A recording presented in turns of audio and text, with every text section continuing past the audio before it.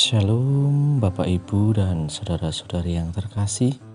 Jumpa lagi dalam Sikat Sabda Iman Katolik hari Sabtu 29 April 2023. Bacaan dari Injil Yohanes bab 6 ayat 60 sampai 69. Semoga Tuhan beserta kita sekarang dan selama-lamanya. Inilah Injil suci menurut Yohanes. Dimuliakanlah Tuhan. Setelah Yesus menyelesaikan ajarannya tentang roti hidup, banyak dari murid-muridnya berkata, "Perkataan ini keras, siapakah yang sanggup mendengarkannya?" Yesus dalam hatinya tahu bahwa murid-muridnya bersungut-sungut tentang hal itu, maka berkatalah ia kepada mereka, "Adakah perkataan itu mengguncangkan imanmu? Lalu bagaimanakah jikalau kamu melihat Anak Manusia naik ke tempat di mana ia sebelumnya berada? Rohlah yang memberikan hidup, daging sama sekali tidak berguna. Perkataan-perkataan yang kukatakan kepadamu adalah roh dan hidup, tetapi di antaramu ada yang tidak percaya." Sebab Yesus tahu dari semula siapa yang tidak percaya dan siapa yang akan menyerahkan Dia. Lalu ia berkata, "Sebab itu telah kukatakan kepadamu, tak ada seorang pun dapat datang kepadaku kalau Bapa tidak mengaruniakannya kepadanya." Mulai dari waktu itu banyak murid Yesus mengundurkan diri dan tidak lagi mengikut Dia. Maka kata Yesus kepada ke-12 muridnya, "Apakah kamu tidak mau pergi juga?" Jawab Simon Petrus kepadanya, "Tuhan, kepada siapakah kami akan pergi? Perkataanmu adalah perkataan hidup yang kekal. Kami telah percaya dan tahu bahwa Engkau adalah yang kudus dari Allah." Demikianlah sabda Tuhan. Terpujilah Kristus. Bapak, Ibu, dan saudara-saudari yang terkasih, renungan hari ini akan dibawakan oleh Bapak Erasmus Musa dari Toraja. Selamat mendengarkan. Salam jumpa kembali Bapak Ibu, para sahabat Sabda Iman Katolik yang terkasih dalam Tuhan. Tuhan, kepada siapakah kami akan pergi? Kata Petrus dalam bacaan Injil hari ini. Dan sepenggal doa Santa Katarina dari Siena yang diperingati gereja hari ini. Apabila engkau mengisi jiwaku, rasa laparku semakin bertambah, menjadikanku semakin kelaparan akan terangmu.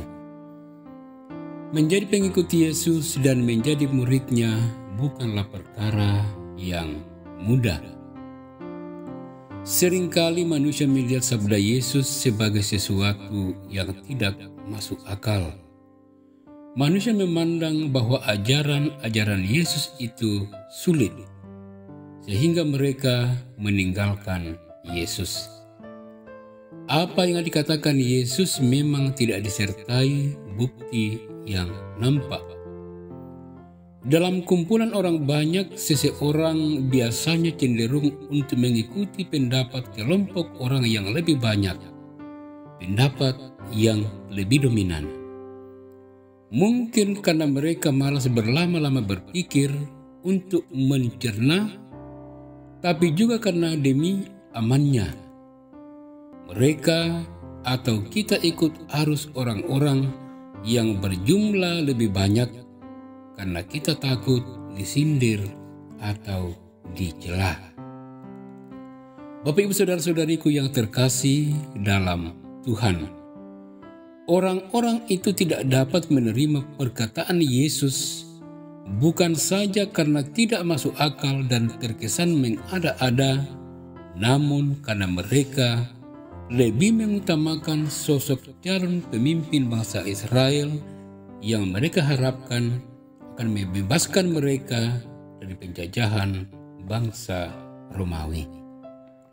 Bapak, Ibu, saudara-saudariku yang terkasih dalam Tuhan, harap diingat bahwa hanya orang-orang yang dikaruniai kecerdasan hati saja yang menemukan inti kebenaran perkataan-perkataan Yesus. Dan inilah yang disebut iman. Dan karena iman, meskipun harus dengan kesungguhan niat seseorang, pertama-tama Allah sendirilah yang mengaruniakannya. Mungkin bagi Petrus yang berkata, "Tuhan, kepada siapakah kami akan pergi? Katamu adalah perkataan hidup yang kekal, dan kami telah percaya dan tahu bahwa Engkau adalah yang kudus dari Allah." Ia sendiri belum mengerti 100% makna perkataan Yesus itu, tetapi ia menanggapinya dengan hati. Bapak, Ibu, saudara-saudariku yang terkasih dalam Tuhan, sabda Yesus tidak akan mungkin kita pahami 100%, tetapi bila kita sudah percaya bahwa perkataan itu benar, itu sudah cukup. Dikatakan dalam Injil hari ini bahwa akhirnya banyak orang meninggalkan Yesus karena ketidakpercayaan mereka kepada Yesus. Salah satu di antara mereka ialah Yudas Iskariot. Bibit iman yang telah dikaruniakan Allah kepada mereka, semua tidak mereka tumbuh kembangkan. Hati mereka bagai tanah yang keras, kering, dan berbatu. Seperti dalam perumpamaan Yesus tentang kerajaan Allah yang ditaburkan dalam hati setiap orang. Semoga kita seperti Petrus mampu berkata bahwa perkataan Yesus itu adalah perkataan yang hidup dan kekal. Kata-kata Yesus adalah roh dan hidup. Kita percaya bahwa Yesus adalah benar-benar roti hidup yang turun dari surga, dari Allah. Allah telah memberikan kita kepada Yesus agar jangan sampai kita hilang. Siapa yang percaya kepada Yesus tidak akan mati. Selamat merenungkan. Tuhan Yesus memberkati.